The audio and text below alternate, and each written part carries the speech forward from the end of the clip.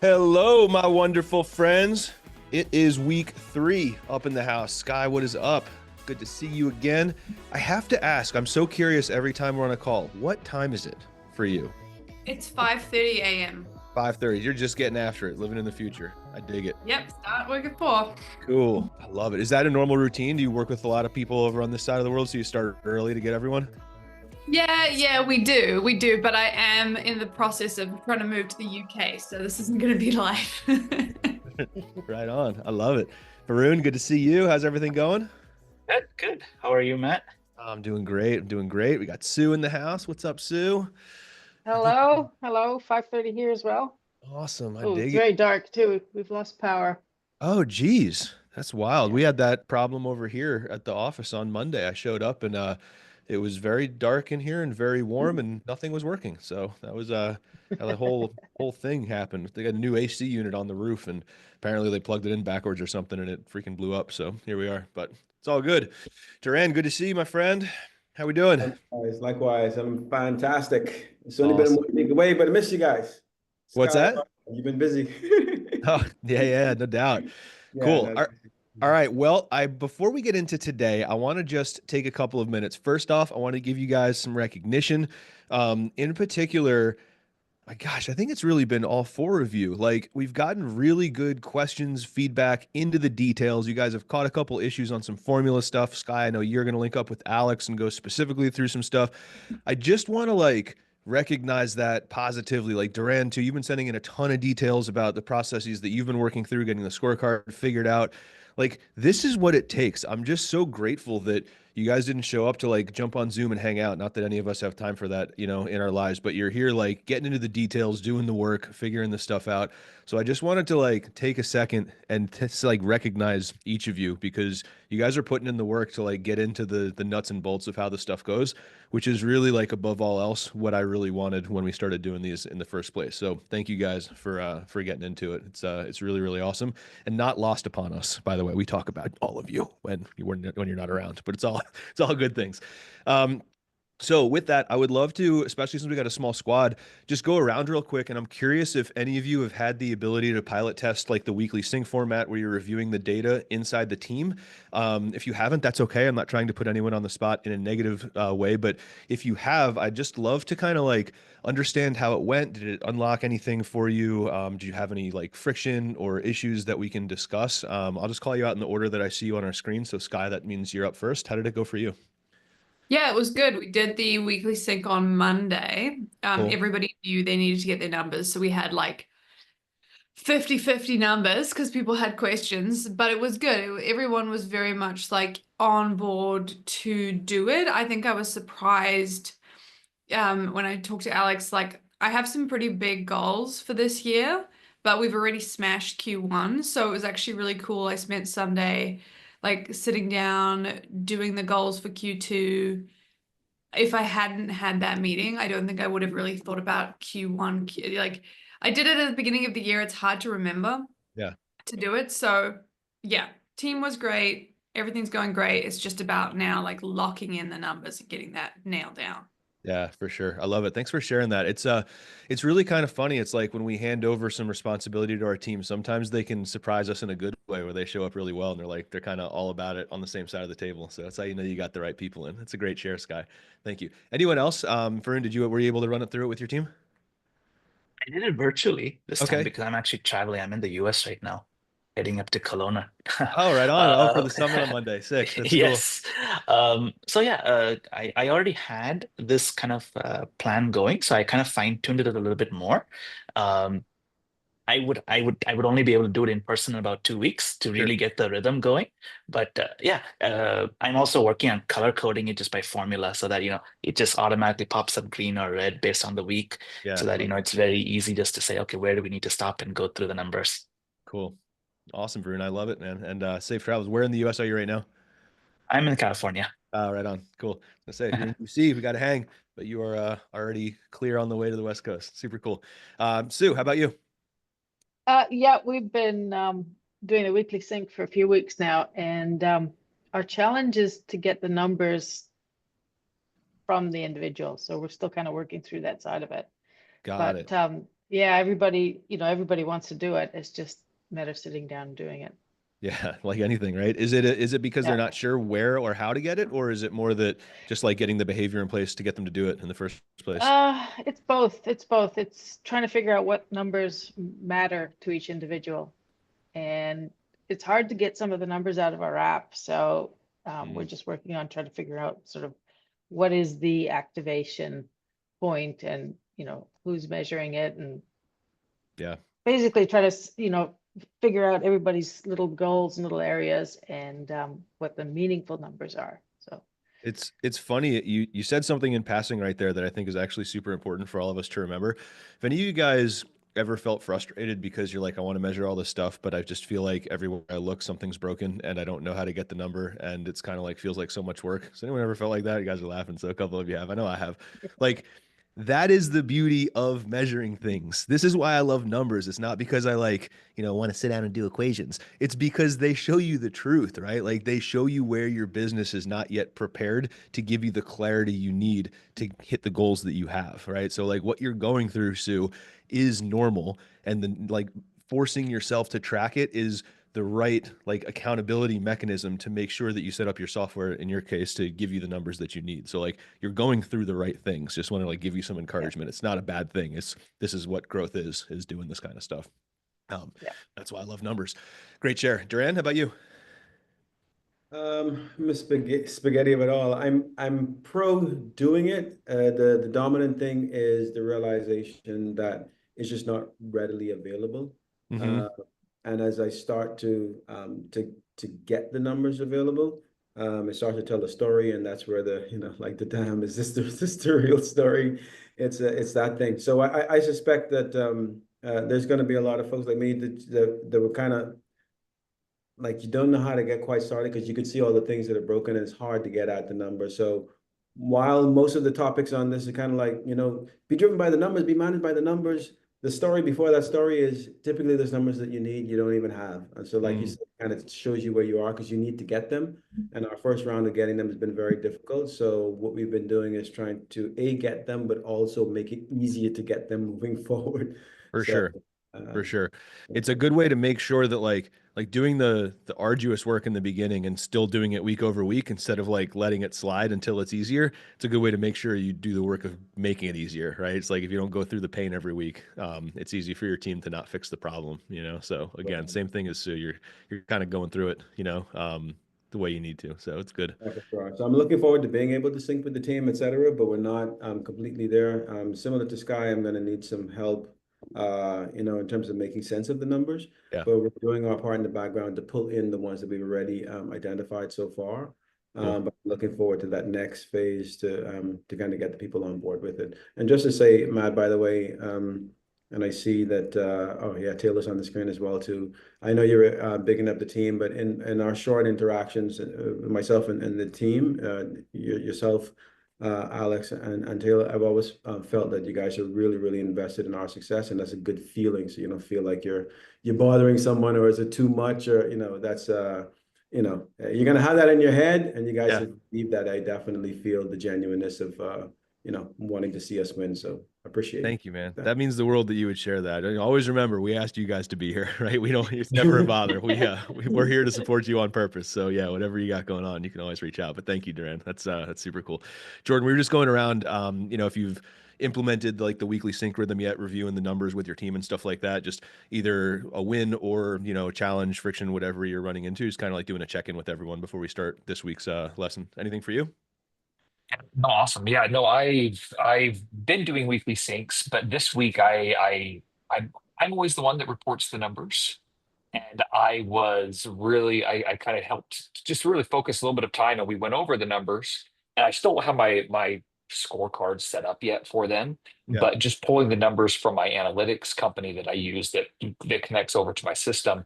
We were reviewing different things, but letting them know, hey, the scorecard's coming, and as we put that in place, you're going to be the one to update it and report during our syncs. And they seem very excited about that. We just talked about the importance of owning these numbers and very specific numbers. I'm a little trapped right now trying to figure out exactly which ones are my North Star metrics, because I can pull, like I alluded to in a past calls, I could pull any data I want. Yeah. And so just really trying to figure out a few new North Star metrics to really help me guide the conversation. But they were great this week though. Cool. I love it. And when we get to Q&A, if you want to bring an example, we can kind of workshop one and try to bubble up the principles of picking that. I'm happy to do that with you. Yeah.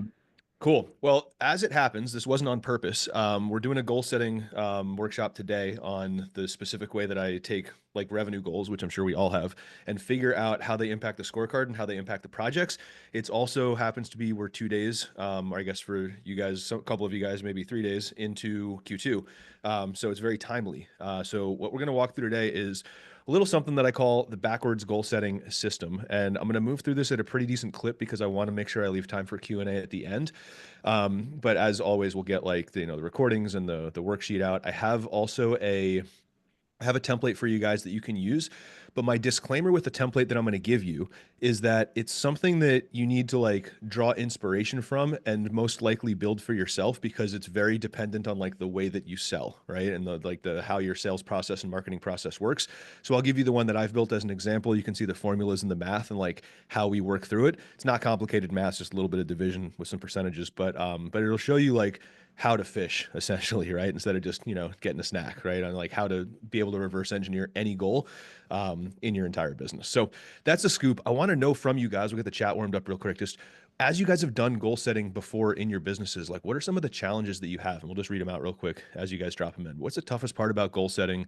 As you roll into a quarter or a year, what's the stuff that makes you cringe? Just want to know. Let's drop it in the chat.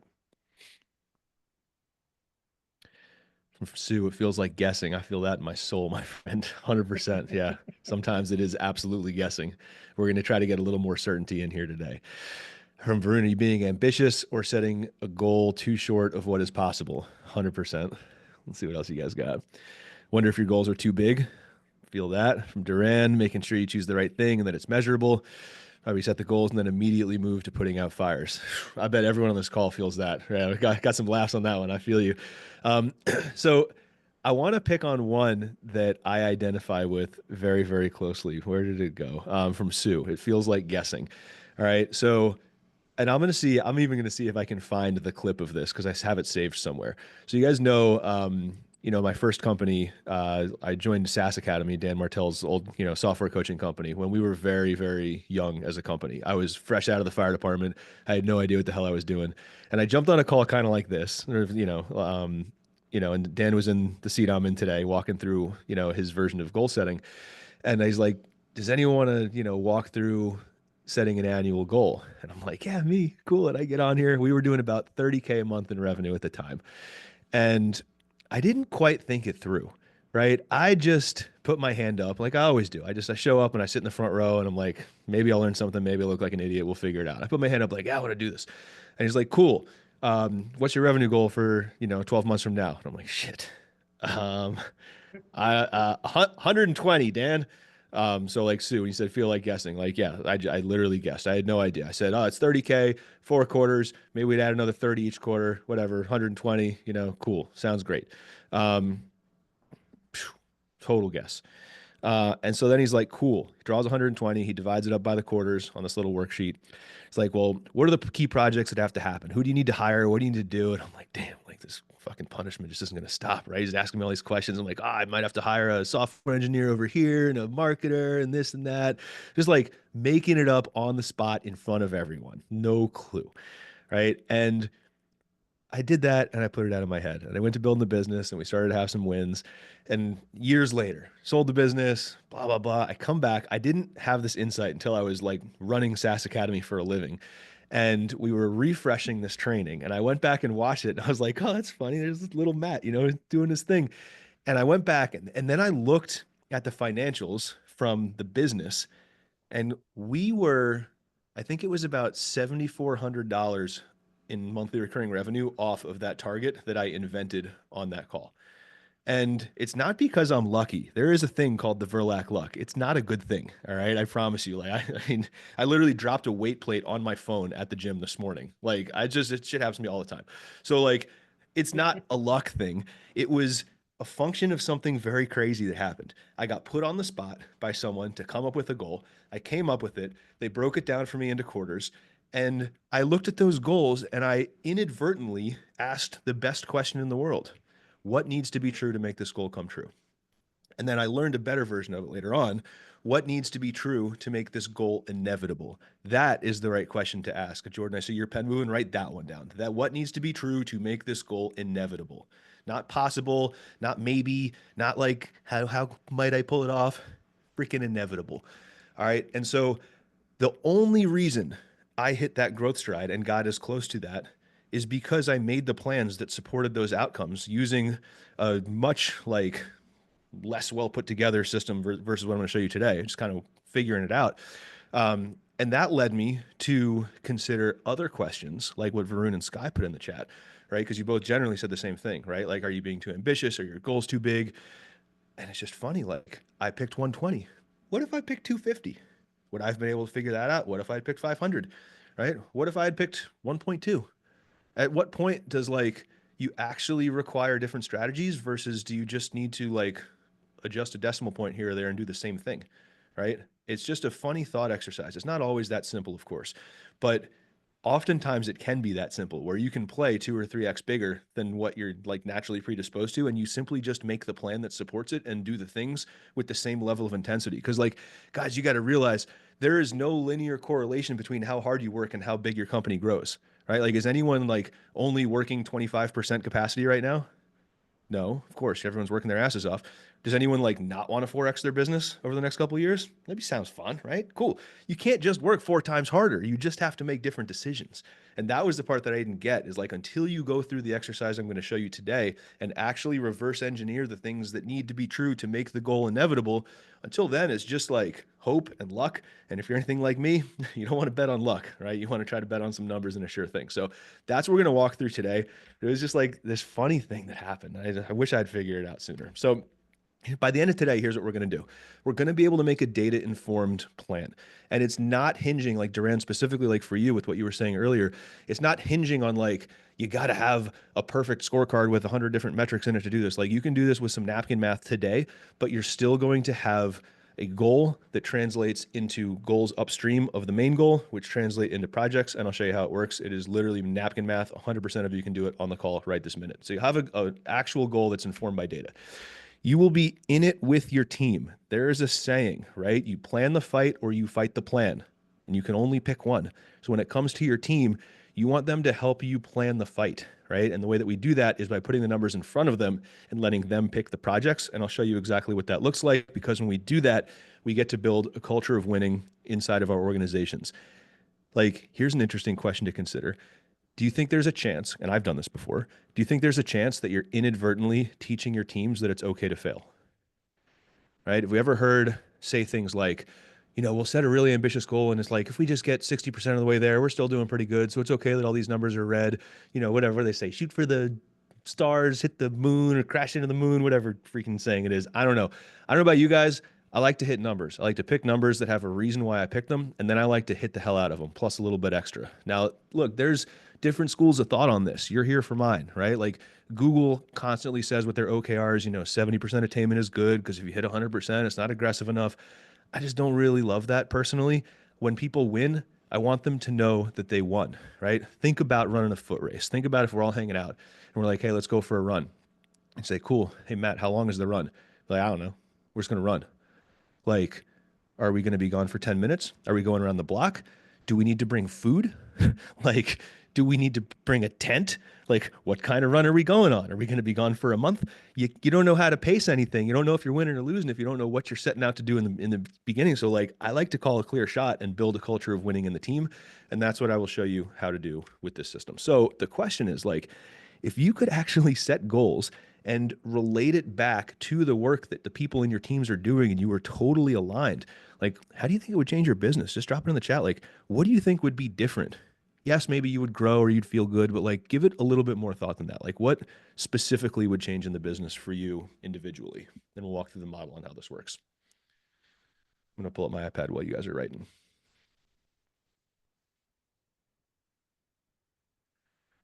Sky, that's a really important one. Your team would be more empowered to help. That's the big idea. Like, that is the outcome I want for you guys. From Duran, clarity, confidence that you did a good job today. You mean like for your teams, right? Like, and for you, I guess, right? Like everyone would know like what it means to hit numbers. I love that. Energy and motivation from Varun, like when we're hitting goals and growing. Guys, you've probably been involved in a business, whether it's the one that you run today or not. You've been involved in a business or a team that is winning, and you know what that feels like. And you've probably been involved in a business or a team that isn't winning, and you know that that kind of feels like a drag. Playing for a winning team is fun. So like, let's win. I love that. From Sue, less frustration, clarity, focus. People know what they're doing, and they're just doing it. I dig it. All right, I'm going to walk through very specifically. This is a pretty tactical lesson here. All right. So like, I want to take a minute on this model. I don't want to breeze through it because they're like specific steps on things to do. All right. So I'm going to take a sec and draw this out real fast. You're going to see my lack of, oh, Jesus, that's really bad. Hold on a minute. Yoink. Shrink that bad boy down. All right. We'll make that work. If you are any more artistically inclined than me, we're basically drawing a chain link, right? So we got 5 key steps that we're trying to do here. A better version of me would have pre-drawn this, but we're going to be okay. All right, here's the scoop. There are 5 key steps to setting goals that achieve everything you just said you wanted in the chat. The first one is we have to map today's reality. And I'll give you a specific way that I do this.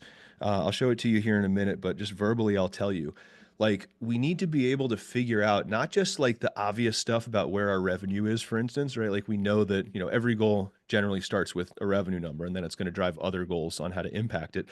But we also, when we get to like the upstream goals, things like how many sales calls are we creating, or what percentage of them are showing up, or how many people are, you know, converting into customers from our demos or our trials, you know, whatever your motion is, we've got to be able to get a really accurate read on like what is the true historical precedent. And there's a concept in finance called last 4 months average, right? Which is exactly what it sounds like. So this is the way that I establish today's reality for any number. Like revenue, you're just going to take the most recent number, but like for anything else that happens month over month, establish a baseline using a last 4 months model, right? Just average out what you did in the last 4 months, and like whether you like it or not, it is the average of your last 4 months. It's the truth, right? So like, don't explain it, don't change it, don't edit it, just use it out of the box. All right.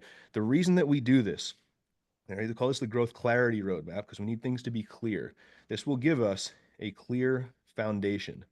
All right. If we don't have this, quite simply, we're hallucinating, right? We're building a plan off of something that we invented, and we're not sure where the business stays today.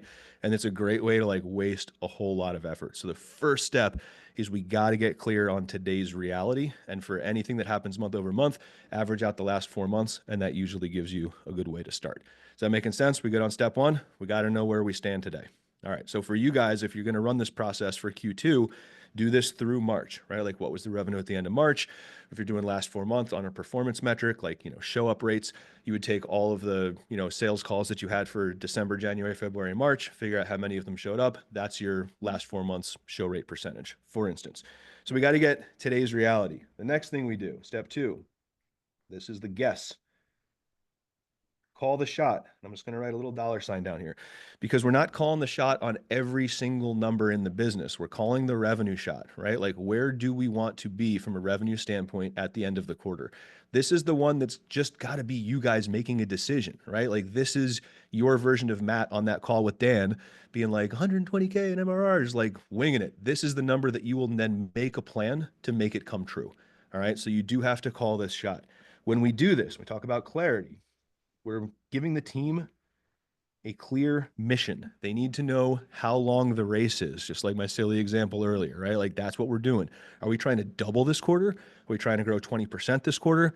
Are we trying to just not lose money this quarter, right? Those are all 3 valid strategies for different businesses and different periods of time, but the team needs to know what the finish line looks like. If we don't do this, the team will end up very misaligned. Everyone's going to do their version of what they think is right, and we're not going to know if we're all pointed in the right direction. So we call the revenue shot. That is step 2. From step 3, here in the middle, this is the most important part of all of this. This is what the worksheet will show you. This is where the rubber meets the road. All right. We map the gap. And I will show you exactly what this means. But at a high level, what you're going to do is you have your revenue number, you're going to figure out all the different related numbers that impact it, right? The customers you lose, the customers you gain, your marketing activities that get you to have those conversations, your top of funnel stuff to get attention, like all of these different numbers that impact your ability to grow. And you're going to figure out, like, in order for me to increase the revenue that we hit in step 2, where do these other numbers need to be and how do they impact one another? And that's what the spreadsheet that I'll give you in a second will teach you how to do. But like, this is the work. All right. If we do this, we're going to have clarity in the team. The whole team will be clear about what needs to happen and how it affects them personally in their work. And if we don't do this right, the team is literally going to be doing the wrong stuff. You ever had a team member who did a really great job on the wrong project? Like they did an outstanding job executing something that did precisely nothing for your business. It's miserable because like they're probably really smart and helpful and good. And there's nothing worse than like doing a really great job on the wrong thing that doesn't actually matter. So mapping out this gap and how it affects your team members, this is like the art of this whole thing that I'm going to show you how to do. From here, we got a couple last things to do. Step 4 is assign ownership. You guys have heard me on my soapbox about having a single directly responsible individual for everything, so I'll spare you from it today. But like each of these critical metrics that affect the revenue, they have to be assigned ownership to a specific person, right? You guys can probably guess what the clarity is here. It's an accountability. So that way you know who to talk to if that number is trailing behind. If we don't have, this is actually kind of interesting. Spent a long time thinking about this one. If you don't have clear ownership, you can end up like developing this entrepreneurial victim mentality where you're just like, damn, like my goals didn't show up. Why does this always happen to me? Why didn't I hit these numbers? Your team can do the same thing, right? If like they don't know they own the number, they feel like bad results are happening to them instead of like they're not yet creating the results that they need. All right. So we got to have clear ownership on this stuff. And then last but not least, as we roll into the quarter, the last part of the job is we set the projects. Now, I'm curious for you guys. Have you felt a little bit of tension as we've focused on numbers over the past 3 weeks between like, should we run the whole business to the scorecard? Or are we still doing like strategy and projects and like key initiatives and like where does that stuff fit in? OKRs, quarterly rocks, whatever system you may use. If you felt that tension, this is where it gets reconciled, right? Because by setting the projects exist to fix the numbers. It's all the same work, right? And so as we set the projects, when we do this, you're going to have clear work. Like they're going to know exactly what they need to do in order to make the results happen. And of course, if we don't do this, you're wasting money, you're wasting time, and you're not growing. So the 5 steps as a review.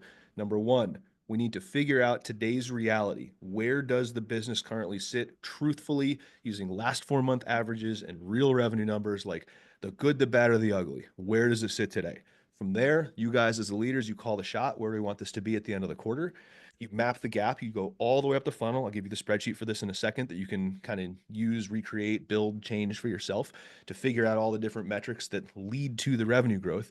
You take those numbers, you assign ownership, you set projects to improve the numbers, bring them up where they need to be, and then you check in every single week and get after it. This is on a very tactical level how we do goal setting. I'm going to give you some specifics, but I would love to just check in with you guys and feel free to just unmute and share real quick. I'm curious, like, is this making sense? Do you have any questions on this 5-step process? What's landing for you? I'd love to hear from at least 2 of you guys, and then we'll move on.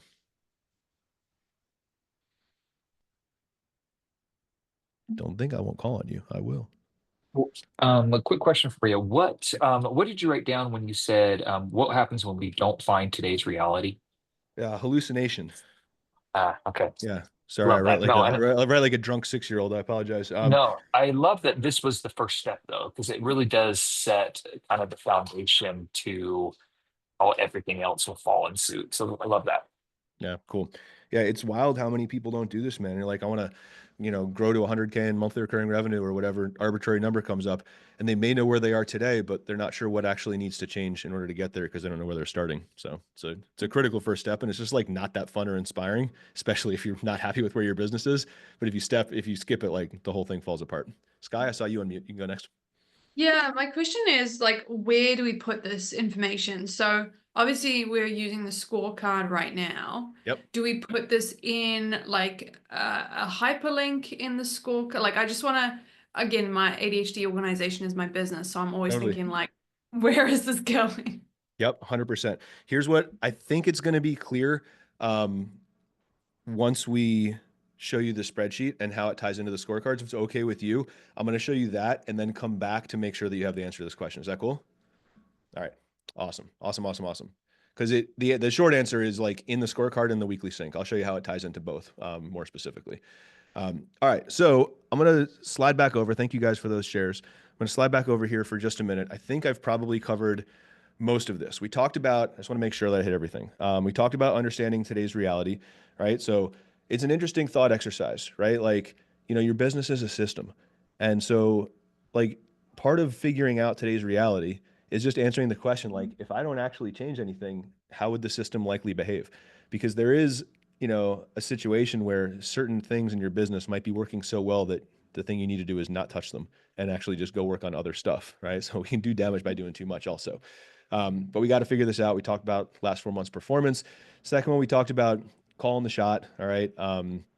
The funny thing about the foot race metaphor, just for a sec, like there's an interesting thing here because I do think that sometimes we feel like the runner, but you guys as like business owners, you're not the runners in the race. You're more like the race directors, right? Like you guys plot the course, you guys pick the distance, you know where the finish line is, but your team are actually the athletes on the field doing a lot of this work, right? Like, and they've got to decide the details, like how much water are they going to drink, or do they like eating gummy bears or gel packets or whatever? Like your team is running the race on the course that you guys built. So it's important to know the difference between these two roles. Like for CEO in the business, you're plotting the course more so than running the race. And so that manifests in like revenue, profit, key strategic goals, and that's about it. Third step, we talked about this, mapping out the numbers. Let me just jump into the spreadsheet real quick, because I think that's going to bring a lot of clarity, and I'm just going to give you guys an example, like a real example with some different numbers in it. So take a look at this. I'm going to walk through this with you real fast, and I just want to just pretend that this is your business. I know not all of you sell this way, or you might not be doing social media marketing. The details don't matter. I want you to take from this the exercise of figuring out today's reality, looking at a next quarter and seeing how these different numbers work. All right. So Sky, pertinent to your question, most of these numbers would come from your scorecard, right? Now, again, you would season to taste from your business, but essentially we're putting revenue up here on this little worksheet, and we're just going all the way from revenue to the top of the funnel, right? So in this pretend business that we're putting together, it's a monthly recurring revenue business. So I took my last 4 months average of how much new MRR did I add, right? So whatever, a little over 12K. And my average revenue per month, deal size, $333. So then I know that I'm selling an average of 38 units per month. Does that make sense so far? 38 units at 333. This is how much money I'm adding into the business. That part makes sense? Just give me some thumbs up. I'm gonna check in with you guys. Cool. All right, so from there, for our sales process, we've sold 38 units, got a 30% win rate, which means I had 127 calls on average attended per month, a 60% show rate, which means, again, on average per month over the last 4 months, I had 212 calls booked on my calendar. This is just the finding today's reality, right? Last 4 month numbers. So in an average month of the last 4 months, 212 calls on the calendar, 6 out of 10 showed up, left me with 127, 3 out of 10 of those closed, gave me my 38 deals. So now we know all the way from adding a little over 12K in MRR to what does my calendar need to look like. We know what this should look like from last month. Right? From there, how do these book calls show up? Demand generation. Sweet. I'm doing sell by chat. So I'm talking to people on social media, chit-chatting with them the way I chatted with a few of you guys, right? And so from my chats, 30% of the people I chat with on an average month end up getting on my calendar to have a call, right? So that means to create my 212, I need to chat with 707 people in a given month, right? So we're just working our way up the funnel, dividing by these percentages to find the numbers. And then last but not least, my very, very top of funnel, to create these new chats, I need to know for every new follower that I get, how many of them can I then talk to and send my little message to get them to reply back to me so we can have a conversation about their business. Let's say, 7.52 on an average month of my new followers will engage with me in a chat, which means that I've been generating about 9,400 followers a month. If I'm doing it from ads, maybe my cost per follower is $4. So I'm spending 37 grand a month on ads. All right. So you guys see like the numbers are inconsequential, but the methodology is what I want you to grasp here is like every conversion percentage is just what percentage of people go from step 1 to step 2. And we're just reversing this funnel all the way up. And it goes from adding new monthly recurring revenue all the way to like spending money on Instagram to get people to look at my profile to follow me so I can talk to them. I'm going to pause here. Does this overall like motion and like way to analyze and work up the funnel, are you guys all tracking this? If you're not, I want to get it clear before we keep going. I see you guys nod along. Is anyone not getting it? All right, cool. So I didn't want to preload this. I wanted to do it in real time. So let's say we need to now figure out what we want to do in the business. Let's say we've done our shot calling exercise and I know that I needed to add 15K in monthly recurring revenue instead of the 12.3 that I've been adding to hit my Q2 goal. All right, so I'm just going to take this tab, I'm going to duplicate it, and I'm going to change this to 15. Now I'm not going to do a price increase right now for whatever reason. It's not what I'm doing. So I'm going to leave this at 333. And so now I need to get 46 units a month instead of 38. All right. So if none of these other numbers change, then that means I need 154 calls instead of the 127. I need to get 257 calls on the calendar instead of 212. Right. So what is that? So 57 minus 12. I just want to like make this point for a sec. 50, that's an extra 45 calls on the calendar to generate this, which means I might need another salesperson. This is how like changing these goals impacts things like headcount, right? So like you look at your calendar capacity, do my salespeople have room for another 45 calls? These are the things that like will tank your quarter. If you don't think about that stuff and then you'd actually do a good job, you spend all the ad money, you do all the top of funnel stuff, marketing's working, then you realize you have no calendar capacity, you just wasted all that money because we didn't take a second to think about it. Like these are the things that a little bit of prevention, you know, really, really helps. So 257 on the calendar. If my set rate stays the same, I need to talk to 857 people instead of the 700. It's another 150 chats a month. And if this conversion rate stays the same, my ad spend went up to 45, almost 46 grand, right? So that's another $9,000 a month that I need to come up with. So basically, if I need to do this every quarter, I'm making a $27,000 bet on ad spend over Q2, assuming that I don't improve all of these numbers. Pausing again. Does that make sense so far? This is better than asking ChatGPT. I appreciate that. One day it's not going to be. They're going to keep getting better, but for now, we're going to keep rocking. All right. So all we've done is change one number. And like the math on this is very simple. We're literally, I round up because you want to round up on everything, but it's just, you take what it, like the first number divided by the conversion percentage, right? So if I need to sell 46 units and I'm closing 30%, 46 divided by 0.3 is 154, right? Just divide by a conversion percentage and that takes you up the funnel. I'll give you a copy of this. But so right now, if I were to say, you know what, guys, we can't change any of this stuff. 30, 60%, 30% set rate, whatever. I'm just going to cough up 28 grand. I'm going to hope these numbers don't get worse and we'll hit our goal. Like that's an option.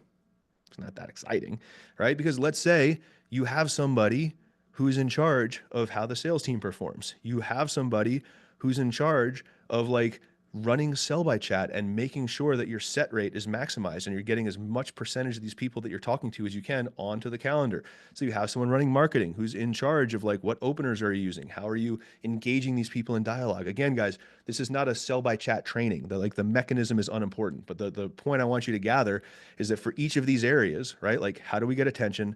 How do we create pipeline? How do we sell things? You might be in charge of all of them, but there's still someone in charge of them, right? There's someone in charge, and whether it's you or someone else who can move these numbers. So when we're planning a quarter, the real question here is which of these numbers do I think might have an opportunity to improve? Who owns it? And what project should they be working on to make it better? So like, for instance, say 30%, you know, I'm not going to be like, oh, we can close 40 instead of 30. Like maybe 30% is pretty solid for our industry, but maybe we think we can carve out a couple percentage points. Maybe we tell that sales director, hey, I want to try to hit 32 is our goal. So let's just, you know, those couple deals where we could have followed up a little bit better. Let's make sure we stay on the stick. I want us above 32 for Q2. Maybe whoever's dealing with follow-up, like setting appointments, like 60% is not super impressive, right? I mean, I've dealt with a number of businesses who are well above 80. So you want to take it from 60 to 65. Guys, you see what's happening here right off the bat? So look at this. It's actually almost perfect. I just pull these numbers out of thin air. So a 2% improvement on close rate and a 5% improvement on show rate. Those efficiency improvements means that you need less at the top of the funnel. I've almost erased the ad spend ramp just by those couple of things, right? It's just a little bit of a gut check with you and whoever runs sales in this particular instance. And like, do we think these are viable improvements, and what projects need to get done? Like, are they auditing the sales calls? Are they doing call reviews with the reps? Are we like actually grading the calls on a rubric? Do we need to go get some call review software? Like, I'm making this up as we go, but you get the idea, right? Like, what needs to be true to just do a little extra to bump our close rate up by 2%? Same thing with the show rate. Like, are we contacting people? Are we doing personalized outreach? Are we doing appointment reminders? Are we texting or only emailing, right? Are we not doing anything at all? Like, all of those things will factor into the calculus for you guys as like, what projects should we do to move this number up? We don't even need to keep touching this. We're already almost breaking even on ad spend and seeing that we have an extra 3K in recurring revenue every single month of potential just by tweaking those numbers. I mean, we take 30 to 35% set rate. Now our ad spend is under what it was. I mean, like, these are all projects that someone can own on a quarter. Now I'm going to give you the sauce here. All right. You don't want to just improve these numbers with your goal setting to like where it squeaks by. You don't want to do the thing I talked about earlier, which is like, 40% close rate, we'll set half, 50%. Like, you don't want to just like set these overly aggressive goals that you know will fail. But if you think there's potential in each of these areas, like, guys, your job as entrepreneurs is to minimize the downside of failure, right? You want to minimize that downside. So like, if you just get relatively conservative improvements on all of these areas that your team ideally proposes to you and says that they can hit, right? If everyone hits, we're hitting our revenue goal, excuse me, and our ad spend is down, sweet, right? 5K a month down from what it was, and our revenue is up 3.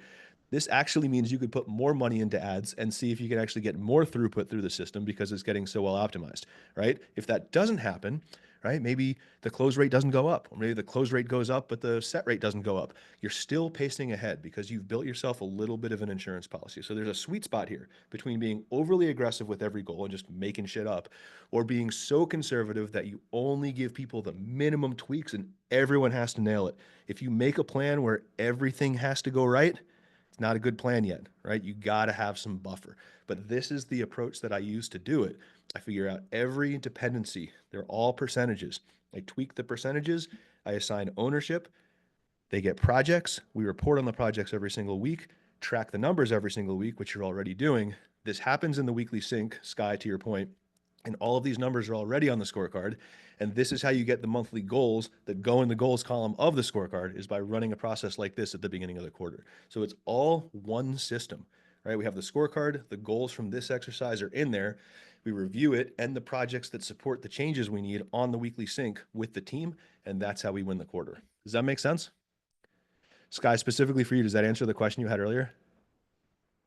Yeah, 100%. So this is a doc, and the numbers for this doc come from the scorecard. Is that Yeah, correct? they come from the scorecard and they go back into the scorecard and the goals once you do this work. Right. Yeah. This in that section that we said, like the Q2 goals, the Q3 goals, like they Yeah, go and in you there. break them down monthly. Like in this context Okay. for this worksheet, this is like a monthly worksheet of like what needs to be true for each month to hit a quarterly goal. So you would put like, your win rate, for instance, might be 32% for like the April goal, May goal, and June goal, because you always want to be above 32%. Okay. Awesome. Yeah, no, that makes sense. Cool. Sweet. I've covered all the other stuff in the slides, so I'm not going to go through them for the sake of going through them. So I'm curious, like, what was the thing you needed to hear out of this training today, right? So like reviewing the principles that we covered. Let me just do that real quick to make sure we capture them all. So like understanding today's reality and like the importance of doing the work to figure out where the business is using a last 4 months average. Second one is like calling the shot and knowing that, like a couple of you guys said, you feel weird making guesses. Sometimes you just got to make the guess. Mapping the numbers, working the way up the funnel using these percentages to set the goals. Number 4 is just like incentivizing the team on the process. So like, giving them ownership over this whole process, involving them in planning, like figuring out how it works, and then also making sure that you check in on it weekly using the weekly sync and like the way that it relates to the scorecard, to the stuff that we've done so far in our time together. So I'm just curious, like, I'd love for a couple of you to unmute. It's like biggest takeaway from this, and then we'll transition into Q&A.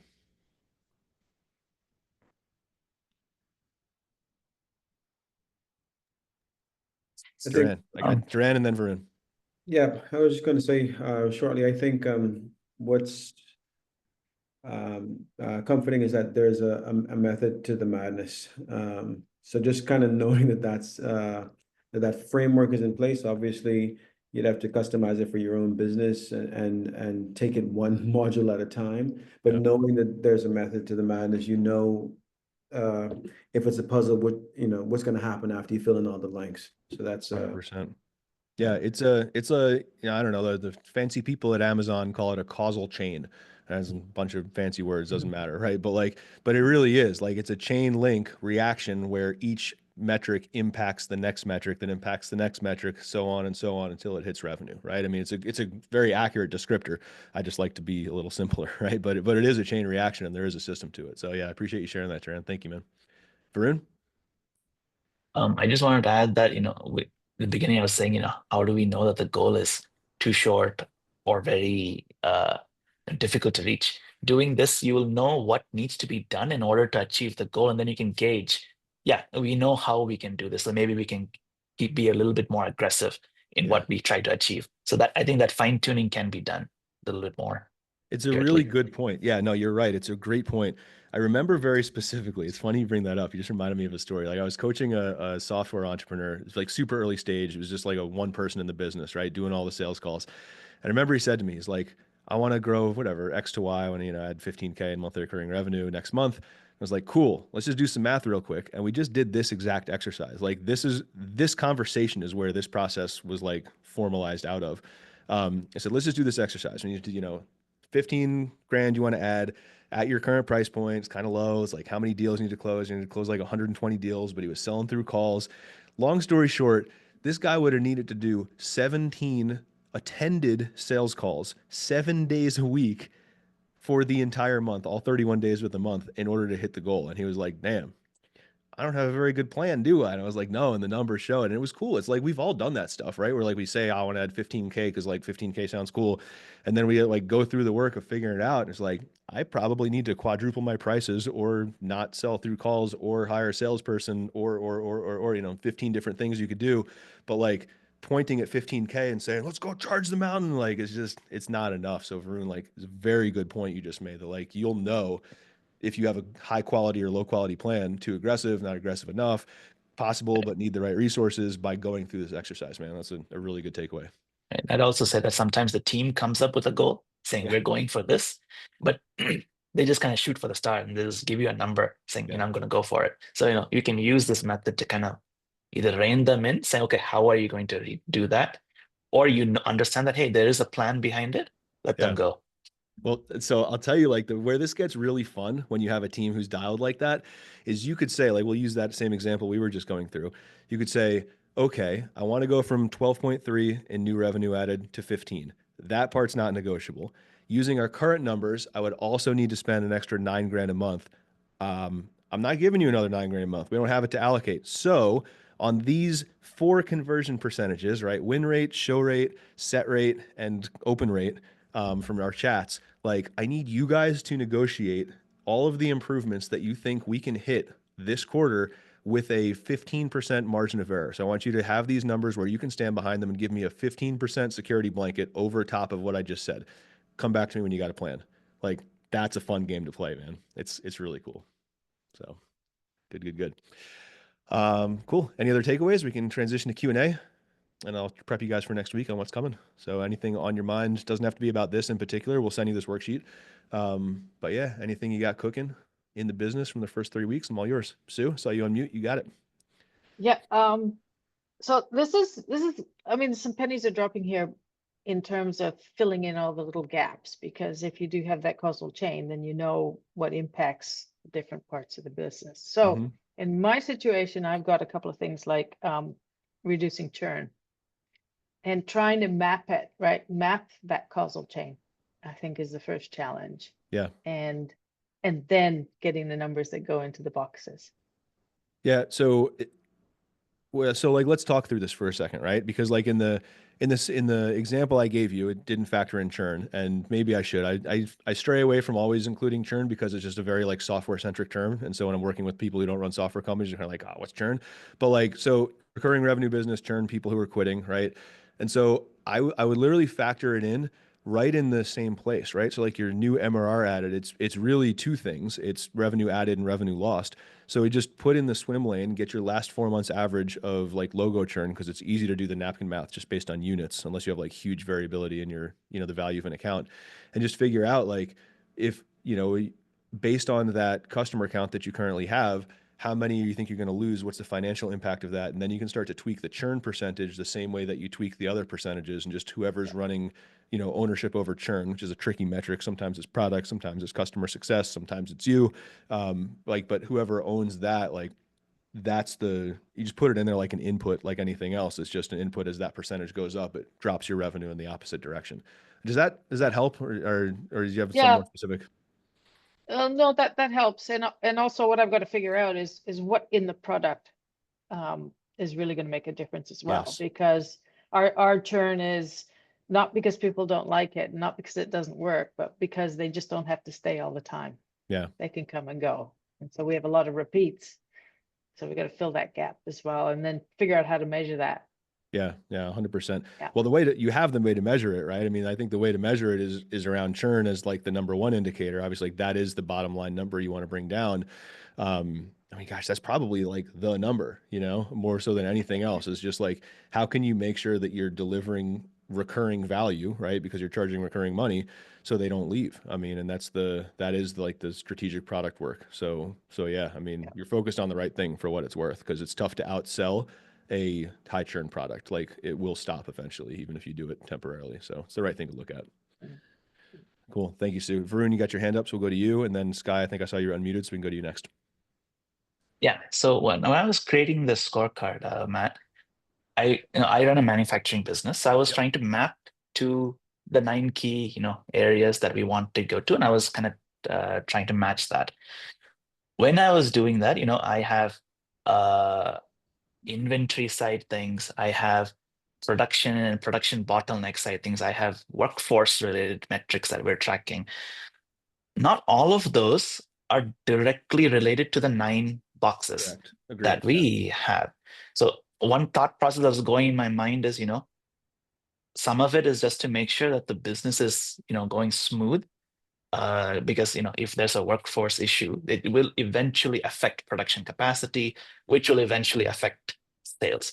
So I was trying to balance between how do I, balance between tracking too many data points on one side, but they seem important at a thing, versus keeping it, very narrow, just to the first level data points that, when it hits there, you're automatically going to have your issue. So, I guess my question is, do I need to have a metrics for the level 2 and level 3 things that could eventually build up to a level 1 problem? I was just wondering, I'm just trying to make sure that we're not tracking so much that's just confusing when you're looking at all the data. That's my high level thought process that I was going through. Yeah. So just like anything, this is one of my favorite things to talk about.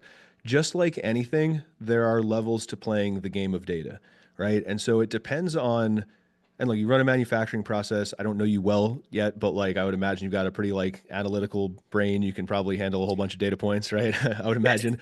So like, I'm a computer science guy, so I like data. Perfect. But, okay, cool. So here's the thing is like, if you're going from like not tracking anything on a weekly basis, and that first level to becoming like a data-driven business is actually a game of behavior change more than anything else. And so in that context, and I don't think this is where you're at in particular, but I just want to like level this up for the whole group. Like, in that context, sticking to the major indicators across the business first to build the discipline of like, I am data-driven, I make data-informed decisions, I look at my numbers every week, that's who I am as an entrepreneur. Like, that is the first step. The problem though that will uncover, right? It has a limitation. It only scales so far. Because if you're only looking at like those high level numbers, most of those are trailing indicators. They're the back of the output metrics. Like, the problems are already problems that affect your Yeah. team, your money, your customers' happiness by the time they show up. And so my real goal for all of you as you become like truly data informed operators of businesses is to be able to operate out in front of those, I love the way you put it, level one problems. I want you figuring out, we would have had a problem, but I fixed it before it showed up in our customers, our money, or our team. Right. And so that means that you've got to get a little more granular. And like, that means that it's so funny. Like, so many people I talk to were like, just show me the 3 numbers that I need to look at to run the business. I'm like, I freaking wish it was that easy. I wouldn't have a company. I wouldn't be able to help anyone if it was only 3 numbers, because we'd all have this figured out. Like when I was running SaaS Academy, right, 50-person company roughly, I would look at 387 data points every Monday. Right. And that's not like a badge of honor, like, oh, look how smart I am. Like, it's not. It's because eventually at some point over 3 years of running that business, I had to go solve a problem that I couldn't find the answer for. And so once I had to do that once, I tracked it forever. So the way I like to look at this is you will track more and more things over time. It will feel confusing, but if you're truly committed to running a data informed business, your job is not to track less, it's to build clarity into what you're looking at, right? And teach your team how it all works. Like, how does the business actually work? And I remember very specifically in SaaS Academy, we were running like a financial review call where we look at, KPI data and financial results at the end of each month. And our like head of talent acquisition asked the head of marketing about the conversion rate on a front end ad offer he was running. And I've arrived. The guy who hires people for a living is like asking about some detailed marketing metric. Let's go, because he knows that the money from that campaign affects the ad budget. The ad budget affects the sales calls and And I was like, that's like a 2-year magical moment. You don't get that if you only track like 6 or 7 key metrics up top. So it's okay. You have permission to like track more stuff. You just got to teach people how it works alongside. Does that make sense? Got it. And would you keep all these metrics on the scorecard as a single, on the main sheet, or would you kind of have your weekly meetings on the, let's call it top level, and then only when needed go to the second level on a separate meeting, so you're not, the 1 hour is kind of short for me to go through everything?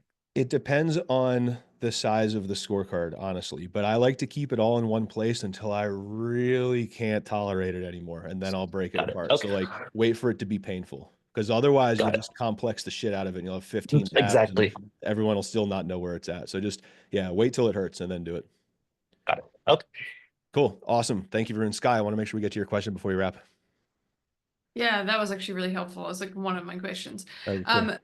But I had a question about numbers that are harder to track. So we have our big driver is podcasts, and we have people coming in and saying, yes, we ask people to DM us a word and then we'll get the podcast, but like most people don't do that. They just go straight to the website, they click apply now. And then like sometimes they'll say they're a podcast, sometimes they'll say it during the onboarding call. Like, how do we bring this into line, given that that's our like revenue, like that's how we make money? Yeah, for sure. Marketing attribution in particular has always been hard since like marketing attribution was invented, and it's getting harder and harder every single year with, more everything from privacy laws to multi-channel marketing, so on and so on and so on. You're going to laugh at how non-scientific my answer is for this specific problem. And this doesn't come from me. This comes from a lot of like really high level marketers who I have a lot of respect for. Most of these guys are at the point now where they're like, we still just ask on the form, like, where'd you hear about us? And above all else, we use that, because there's just like, even like, there's so many nerdy ways to try to solve this. One of these things everyone wants to like convince you that they got the answer for it because I want your money. But at the end of the day, like, even if you marketed them 7 different ways and technically they were served an ad that one time back in July, like, when you ask them, how'd you hear about us? When they say, oh, I saw you on Jordan's podcast, like, that's what's living in their head. The way that they answer that question shows you something that technology can't give you, which is like, what is the mind share of that particular marketing activity? And so I track 2 things. Usually you can track the page they came in through. So like, yes, still do the keyword. Yes, track your UTMs, all like the basic stuff in like marketing, but just ask them where they heard about you and they'll tell you, and then do more of those things. Like, it's okay to keep it simple. And then you try to normalize it. So, like, if they DM'd me the word Jordan or said they heard me on Jordan's podcast, that's a Jordan lead. Right. And then just like try to roll it up that way. That's the best answer I got. But it's okay to Okay, so you're do it reversing. a little. Yeah. Yes. Yeah. Okay, good. That's what we're doing. So that's good. Perfect. I love it. Guys, I can run a little bit over if you guys can. Jordan, I want to make sure we get to your question. Just give me one sec. If you have to drop, it's okay. I'm not going to be offended. What we're covering next week, just so you know, is project management specifically. So like how to run these projects and do the check-ins to make sure that the projects that are moving these numbers don't go off the rails. So that's what we're covering next week. And your action items for this week is grab this and just whatever your Q2 revenue goal is, just run it up the sales funnel as best you can. It's okay if it's imperfect. It's okay if you don't have like a super detailed, readout of today's situation, et cetera, et cetera.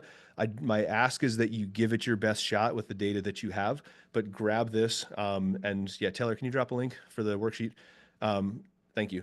But yeah, grab this, get your Q2 goal, break it down monthly, and just run it all the way up the funnel. And as usual, just post it in Circle, and we'll give you feedback on it. Can I get a thumbs up? We're all good on the work between now and the next call.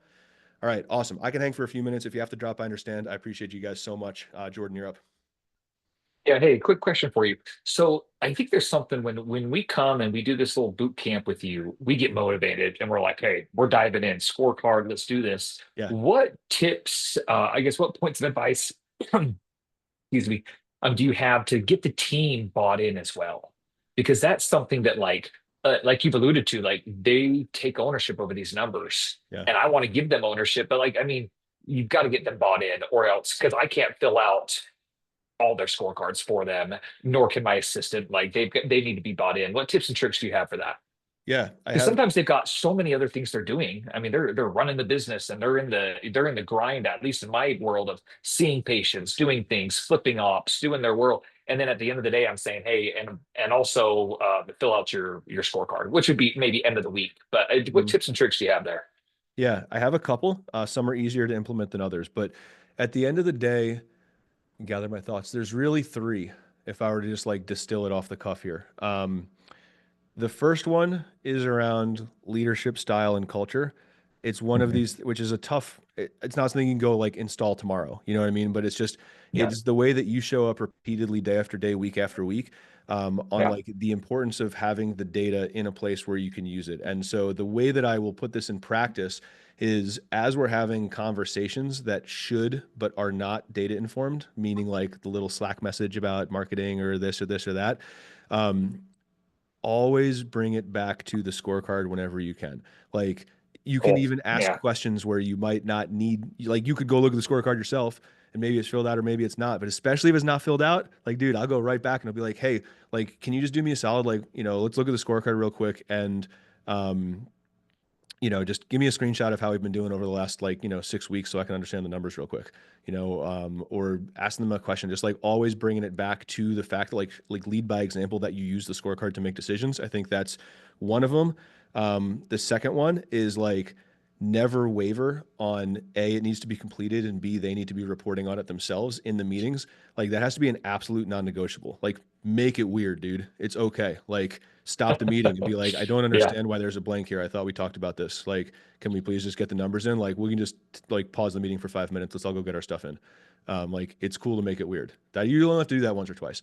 And the third one, toughest to do, best results, pay them based on the numbers, right? When the numbers are Absolutely. driving their variable compensation, like you'll have it in there and the source reports will be tight and the data will be tight, because as much as we try to convince ourselves that everyone's in this thing for the love of the game, like human beings are motivated by success, and either they're motivated directly by money or they're motivated by what the money represents, which is them being good at their jobs. It's one of those two things every single time.